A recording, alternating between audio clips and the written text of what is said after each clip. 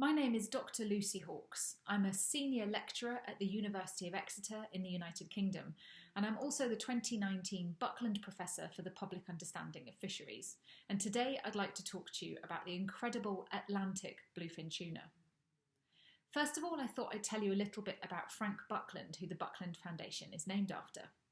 He was born in 1826. He was a surgeon and a zoologist and had a lifelong fascination for exotic animals.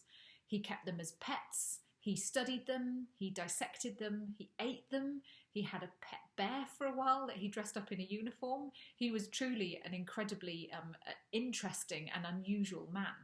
But he also had a great interest in the oceans, and he was the inspector of salmon fisheries from 1867 until his death, and experimented with fish hatcheries. He also opened the Museum of Economic Fish Culture. And importantly, Frank Buckland understood that sustainable exploitation of the resources in the ocean first required a good understanding of its biology. And so today I stand here very much in Frank Buckland's footsteps in attempting to understand more about the incredible bluefin tuna. And fish, which bluefin tuna are, of course, are really some of the most amazing animals on the planet. They're the most successful vertebrates ever to have lived on Earth. There are over 24,000 species of fish. They make up over half of the vertebrates on the planet. Fish species range from some that are just a few millimetres long to others that are nearly 20 metres long. They range from incredibly shallow, bright coral reef seas to dark waters inside caves, so dark that a few species of fish have actually evolved away eyes. They live in fresh water, they live in salty water. They provide about 15% of the food for people on Earth. And while you can catch fish yourself for free, they also represent amongst the most expensive foodstuffs ever sold on Earth. A Japanese restaurant owner has paid a record $3.1 million for a single Pacific bluefin tuna. The auction took place Friday at Tokyo's famed fish market. Rupert Wingfield-Hayes with our partners at BBC News has more. Many traders were expecting a new record to be set at this year's opening tuna auction, and they were not disappointed. The price paid by Kiyoshi Kimura for his 278-kilo prize was far higher than his own previous record. Mr. Kimura is known as Japan's tuna king, and the price he pays at the annual New Year auctions bears only a vague relationship to the actual price of tuna. On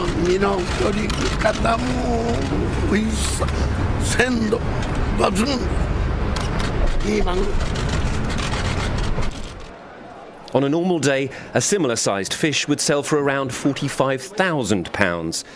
Today's record is in part about status, and it creates a lot of publicity for Mr. Kimura and his sushi empire. But it is also a reflection of the scarcity of large Pacific bluefin tuna. They are officially listed as an endangered species. Last year, catches off the coast of Japan were significantly down, and since the middle of last year, prices in Tokyo have climbed by more than 40%. Rupert Wingfield-Hayes, BBC News, in Tokyo. And so today I would like to talk about this incredible fish, the Atlantic bluefin tuna, which I think is one of the most exciting in the oceans. In fact, this single species represents what is most exciting, fascinating, and challenging about studying fish in the ocean, because this fish has a very strong cultural history, fascinating biology, and a controversial future. When I first mention bluefin tuna, what do you tend to think of? Most people tend to think of sushi. And indeed, the bluefin tuna has become pretty synonymous with Japan and sushi. But it turns out that it's not nearly as well connected with Japan and sushi as you might first think. The history of sushi actually began in Southeast Asia in about 4 BC, where fish were fermented. And traditionally, lean cuts of fish would be packed with salt and rice, which would help to draw the moisture away from the fish and preserve the flesh for long periods. The rice and the salt would normally be thrown away before the fish would be consumed. It wasn't until about the 19th century that people began to hand shape the fish and the rice into some of the common shapes that we now today recognise as sushi. Around this time, though, the Japanese preferred to eat leaner, white-fleshed species of fish, and actually oilier cuts of fish such as tuna and mackerel instead would normally be reserved to be fed to livestock. Following the occupation of Japan by American troops after World War II, though, sushi took a big change. The American taste for some of the fattier cuts of fish fed its way into Japanese culture. Likewise, Japanese culture for sushi rolls moved eastwards, and today you're probably familiar with the California sushi roll, and this in fact is a fantastic hybrid between Japanese and American culture spawned around that time. Around the same time, bluefin tuna were actually becoming part of our culture too, here in the United Kingdom. Bluefin tuna were not uncommon in our waters. Indeed, there was actually a growing sport fishery for them, particularly off the Yorkshire coast, that landed some of the largest bluefin tuna ever caught. You can see in this photo some of the fish landed in a single day off Scarborough with their weights in pounds, and I've also annotated them in kilograms as well. This was very much a sport for elite gentlemen who would ride offshore in a larger vessel before putting out in a smaller rowing boat hired by hired help. You've got your lord on the boat. It had to be a little boat, didn't it? That was the rules. That was the rules. Rowing boat. Of the Tunny Club. Why was that? That was the Tunny Club rules. You had to be caught in a small open boat, small Because it was boat. more sporting. Yes, sport. That was their thing. Yeah. Okay, and so they've got their herring with the hook thread over the side. A tunny takes it. What do they do next? Well, let so much line out, and then they ease back. And then the guy on the oars is pulling like to put more weight on the fish. That's you. Yes, that was my job on the oars. And you were 12 years old. No, I was 15 then. Left school. But 15 years old with a possible 800-pound fish pulling against you. Yeah, that's what you had to do. Keep pulling. Till eventually, when it's going that fast, you have to lift the oars in, and you were really going. And when you say that fast, I mean 3 knots. That sort of. Yeah, you'd be doing about 4 or 5. And then took it sleigh ride. Yeah. There was no real interest in external markets for the meat coming from these fish. Instead, after the weigh-in, they would normally be chopped up, canned, and possibly even distributed around poorer sectors of the economy. But there was some interest in whether bluefin tuna had always occurred around our shores and where they might go to and come from. At least one vessel dedicated itself to the scientific study of the bluefin tuna to investigate this. Here you can see Sir Francis Russell on board the St George. And Sir Francis Russell would notice, for example, particular types of hooks that were used commonly in Spanish fisheries, and therefore was able to reconstruct the journey of a bluefin tuna between Spain and UK waters. At this point, you might be thinking this is just the tail of another fish, even if it is a big fish. But I want to pause here to tell you a little bit about the fascinating biology and physiology of this incredible fish, because it is a particularly interesting fish. Bluefin tuna are incredibly fast pursuit predators. They're top predators in the ecosystems they occupy. They need to be amongst the fastest fish in the ocean to be a top predator, and so they've evolved a bunch of features that are pretty similar to sports cars, actually. For example, bluefin tuna have retractable spoilers. These help them to steer when they're turning, but they don't cause drag when they're travelling forwards. They have very small, smooth scales which help their bodies to cut efficiently through the water. Their pectoral fins on the side fit perfectly into slots on the side of the fish, leaving them in a completely streamlined shape. They have small finlets running down the length of their tail, which help to break up the water as it flows over the back of the tuna and create laminar flow. This decreases drag and enhances thrust. Producing all of this speed, though, comes at a cost. You need muscle to produce it. And when you think about fish, you think about your fish and chips, you think about muscle being white in fish. And white muscle is fantastic for producing burst energy, but it fatigues very quickly. So bluefin tuna have more of another type of muscle, pink muscle. Here you can see in this bluefin tuna being prepared in a kitchen. This muscle produces less maximal force, but it fatigues much more slowly, so it's much better for endurance exercise. And this muscle also needs to contain a lot of fuel, which in bluefin tuna is fat. In fact, depending on whereabouts on the bluefin's body it is, bluefin tuna muscle can contain as much as 40% fat. Here, down in the southwest where I'm located, we eat a lot of clotted cream, which is one of the richest types of dairy products you can get. and clotted cream is about 55% fat. So bluefin tuna muscle can contain up to 40% fat. This is incredibly rich muscle. All of this movement also produces an awful lot of heat, and this means that relative to the water surrounding them, bluefin tuna are actually quite warm-bodied. And all of that extra heat means they can actually move into colder waters. And bluefin tuna can be found up around the shores of Scandinavia, with body temperatures well in excess of 20 degrees Celsius. Getting the muscle to work hard requires a huge amount of oxygen, and fish acquire oxygen via their gills, which you can see here. The gills themselves are made up of a set of arches, which themselves are broken down into filaments, and then lamellae, which are kind of like plates in a dish rag. The more of these you have, the more oxygen you can extract from the water. If you have a look at a typical brown trout, you can see that its gill surface area, if you were to lay it all out, like get all these little lamellae and put them next to each other, would cover the equivalent of 24 centimetres by 24 centimetres. If you have a look at a rainbow trout, it's about twice that size, 42 by 42 centimetres. That's the total area that the gills cover. A common carp, about 47 by 47 centimetres, but a bluefin tuna, an incredible 17 by 17 metres of gill surface area.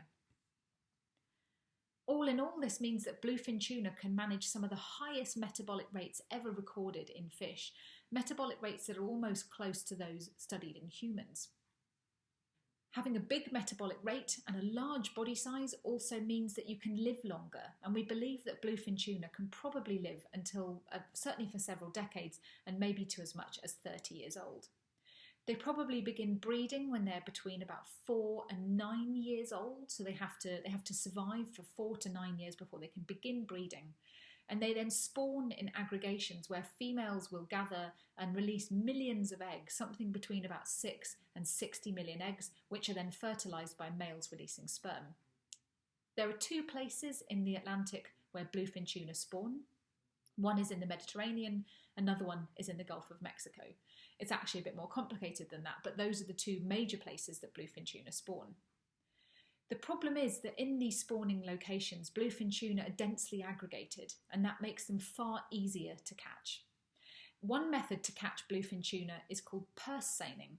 It essentially involves encircling a school of tuna in a net, which you then basically tie up a little bit like a purse. You kind of like do up a purse string at the top, tighten it up, and you've got all of your bluefin tuna in one place. And as you can see in this video, this means that some fairly large numbers of tuna can be fished really quite quickly, repeatedly, and over enough locations to lead to massive landings of bluefin tuna. And when small or undersized Atlantic bluefin tuna are captured at sea by operations like this, if they're not legally large enough to be landed, they can instead be transferred into pens or ranches where they can be fed and raised until they are a large enough size to legally land. And they can sometimes spend years in these pens, swimming around being fed a diet of silvery fish from carefully tendering vessels. That may not seem like that much of a bad thing, but some of these fish may be so small that they've either never bred or only really bred once, and smaller fish release far fewer eggs and sperm. Some estimations suggest that as many as 98% of the bluefin tuna sold in Japanese fish markets may in fact be sexually immature. And if you don't have enough individuals reproducing in a population, then the trajectory can only go one way, and that's down. Consequently, due to overfishing, the Atlantic bluefin tuna is currently considered by the World Conservation Union as endangered. Their population is thought to have reduced by over 50% in just 3 generations. Fishing pressure, although greatly reduced now, may still be potentially too high for bluefin tuna to fully recover. Bluefin tuna need to be able to meet the minimum spawning stock biomass for enough fish to be capable of breeding to replace the population that's been lost and to increase it back to the levels that it was at before. Importantly, this means that the bluefin tuna, in terms of conservation status, is actually less well off than giraffes, cheetahs, humpback whales and pandas. About 80% of the world's bluefin tuna are sold back to Japan again, so even bluefin tuna caught here in European waters will be sold back to Japan. It's perhaps then of interest that Japan actually has a relatively small portion of the world's quota for bluefin tuna. In fact, the largest portion of the quota goes to European Union countries. Within the EU, quota is largely allocated to countries that have a Mediterranean coastline. Many of these nations capture tuna for ranching operations that I talked about earlier. The UK currently doesn't have quota to intentionally catch or land Atlantic bluefin tuna. However, if you go to sea just a few kilometres off the southwest English port of Falmouth during the late summer months, you're highly likely to see something like this. These are bluefin tuna, rushing around at the surface chasing silvery fish to eat them. In response to this, my colleagues here at the University of Exeter and at CFAS have started a project called Tunas UK. Tunas is the Latin name for the Atlantic bluefin tuna. There's quite a strong pressure here in the UK to restart a targeted catch and release fishery to catch these amazing fish. But to what extent can we call these fish ours? How long are they here in our waters, and where do they go when we leave them? Previous work has shown that fish that breed in the Western Atlantic overlap with fish that we know to breed in the Eastern Atlantic. So which of these two populations do our bluefin tuna belong to? Atlantic bluefin tuna are managed as two stocks, the ones to the left of this line, the western stock, and the ones to the right of this line, the eastern stock. To find out more about the movements of Atlantic bluefin tuna, my colleagues and I have been tracking Atlantic bluefin tuna using a tag like this. This is a mini-pat tag, a mini pop-up archival tag. And this tag can record three things. It records temperature, depth, and light. It's attached to the outside of the fish, so by recording temperature, we know the water temperature that the fish is experiencing. By recording depth, we can tell about the fish's diving patterns. So we can tell, for example, if we can see the fish shuttling up and down through the water column, which is typical of spawning behaviour. By recording light levels, we can actually tell approximately where the fish is. And that's because if you know when the sun comes up and when the sun goes down, you can work out the day length. And we know that day length increases as you move towards the poles in the summertime. So that will tell us the approximate latitude. If you know what time the sun comes up relative to a standard time, like Greenwich Mean Time, then you can actually work out the longitude because, of course, the sun rises later as you move towards the west. So just by measuring light levels, we can work out roughly where these fish are. The tag is attached to the fish using this orange nose cone here. So we'll have a small piece of tether coming off here which ends in a dart, which is inserted very carefully into the muscle of the fish. And just like a Formula One car pit stop, we attempt to get the bluefin tuna onto the deck, the tag attached, measurements taken, and the fish back in the sea as quickly as possible. And typically we can do this in just a fraction over 2 minutes. While the fish is on the deck, we put a hose pipe of seawater into its mouth so that we can flow fresh water across its gills, and we take great care to make sure that the fish is really well looked after during the whole time it's on the boat with us. I will also mention quickly that all of this work, of course, is underpinned by a huge amount of ethical review, licensing, inspection, and we have the utmost care of these fish. These fish are our collaborators in this project. We need them to be healthy, to be well, and to make fantastic journeys that represent their natural behaviour while wearing our tags. So it makes absolute sense for us to take the very best care we can of these fish. And when the tag eventually releases from the fish, which we pre-program, there's a special piece of technology in here that will break this away to release the tag from the fish. The tag will float up to the surface of the water, and the shape of it has been specially designed so that it will float like this. This antenna will then transmit the data up via a satellite and into our email inboxes. So we get a very, very exciting email, typically about a year after we release the fish, when we've automatically programmed these tags to come off the fish and send their data to us. We've been deploying these tracking tags on Atlantic bluefin tuna for 2 years now, so we're just about to get our second set of data coming in when the tags automatically detach from the fish. We haven't published this work in any scientific journals yet, we're working on it, but we've already seen some incredibly exciting things. We've seen some of our fish travelling at least half the way across the Atlantic Ocean, we've seen them travelling into the Mediterranean to breed, and we've seen them spending huge amounts of time in the English Channel as well. So we want to share more about this exciting project on our website, tunusuk.org.